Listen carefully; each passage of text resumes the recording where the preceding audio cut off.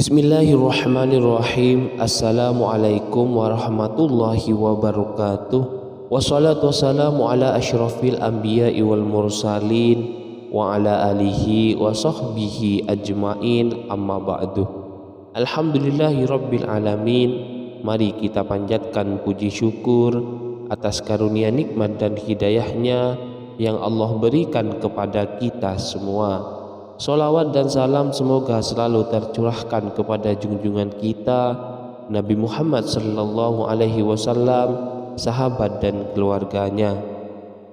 Harapan dan doa saya bagi Anda yang lagi menyimak video ini, semoga kita semua senantiasa diberikan kesehatan, keberkahan umur, keimanan yang kokoh, hati yang ikhlas, diampuni dosa-dosa kita, serta dimurahkan rezekinya oleh Allah Subhanahu wa ta'ala. Amin amin ya rabbal alamin. Sahabat beriman yang dimuliakan Allah, sebagai seorang wanita muslimah hendaknya memiliki sifat-sifat yang disukai oleh Allah Subhanahu wa ta'ala. Islam sendiri sangat memuliakan wanita, di mana kedudukannya adalah 3 kali lebih tinggi dibanding pria. Sebab itulah sebagai wanita hendaknya harus memiliki sifat-sifat yang Allah Subhanahu wa ta'ala sukai. Ada 8 sifat wanita yang disukai Allah Subhanahu wa ta'ala. Berikut sifat-sifat tersebut. Yang pertama, menutup aurat. Dalam Al-Quran surat Al-Ahzab ayat 59, Allah Subhanahu wa ta'ala berfirman, "Hai Nabi, katakanlah kepada istri-istrimu, anak-anak perempuanmu, dan istri-istri orang mukmin, hendaklah mereka mendekatkan jilbabnya ke seluruh tubuh mereka. Yang demikian itu supaya mereka lebih mudah untuk dikenal, karena itu mereka tidak diganggu. Dan Allah adalah Maha Pengampun, lagi Maha Penyayang." Quran surat Al-Ahzab ayat 59. Allah Subhanahu wa ta'ala juga berfirman dalam Al-Quran surat An-Nur ayat 31, "Katakanlah kepada wanita yang beriman, hendaklah mereka menahan pandangannya dan kemaluannya, dan janganlah mereka menampakkan perhiasannya kecuali yang nampak daripadanya." Quran surat An-Nur ayat 31. Yang kedua, berbusana dengan memenuhi syarat pakaian yang syar'i. Wanita yang menjadi idaman sepatutnya memenuhi beberapa kriteria berbusana. Pertama, yaitu menutupi seluruh tubuh kecuali wajah dan telapak tangan. Yang kedua adalah bukan memakai pakaian untuk berhias diri. Dalam Al-Quran surat Al-Ahzab ayat 33, Allah Subhanahu wa ta'ala berfirman, "Dan hendaklah kamu tetap di rumahmu, dan janganlah kamu bertabarruj seperti orang-orang jahiliyah pertama." Abu Ubaidah mengatakan tabarruj adalah menampakkan kecantikan dirinya. Az-Zujaj mengatakan tabarruj adalah menampakkan perhiasan dan setiap hal yang dapat mendorong syahwat bagi kaum pria. Ketiga, berpakaian longgar, tidak ketat dan tidak tipis sehingga tidak menggambarkan bentuk lekuk tubuh. Syarat yang keempat adalah tidak diberi wewangian atau parfum. Dari Abu Musa al-Asy'ari bahwasanya ia berkata bahwa Rasulullah sallallahu alaihi wasallam bersabda, "Seorang perempuan yang mengenakan wewangian lalu memulai sekumpulan laki-laki agar mereka mencium bau harum yang dia pakai, maka perempuan tersebut adalah seorang pelacur. Hadis riwayat An-Nasa'i, Abu Daud, Tirmizi, dan Ahmad. Selanjutnya syarat yang kelima adalah tidak menyerupai pakaian pria atau pakaian non-muslim. Dari Ibnu Abbas radhiyallahu anhu berkata, Rasulullah melaknat kaum pria yang menyerupai kaum wanita dan kaum wanita yang menyerupai kaum pria. Hadis riwayat Bukhari. Rasulullah Shallallahu Alaihi Wasallam juga bersabda, barang siapa yang menyerupai suatu kaum, maka dia termasuk bagian dari mereka. Hadis riwayat Ahmad dan Abu Daud. Yang ketiga, betah tinggal di rumah. Di antara yang diteladankan oleh para wanita solehah adalah betah berada di rumah, bersungguh-sungguh menghindari laki-laki, serta tidak keluar rumah kecuali ada kebutuhan yang mendesak. Dalam Al-Quran surat Al-Ahzab ayat 33, Allah subhanahu wa ta'ala berfirman, dan tinggallah kalian di dalam rumah-rumah kalian, dan janganlah kalian berdandan sebagaimana dandan ala jahiliyah terdahulu. Dari Abdullah, Rasulullah Shallallahu Alaihi Wasallam bersabda, sesungguhnya perempuan itu aurat. Jika dia keluar rumah maka setan menyambutnya. Keadaan perempuan yang paling dekat dengan wajah Allah adalah ketika dia berada di dalam rumah. Hadis riwayat Ibnu Huzaimah. Yang keempat, memiliki sifat malu.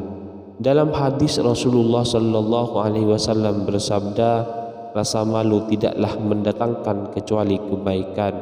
Hadis riwayat Bukhari dan Muslim. Kriteria ini juga semestinya ada pada setiap wanita. Contohnya adalah ketika bergaul dengan pria, wanita baik seharusnya memiliki sifat malu yang sangat.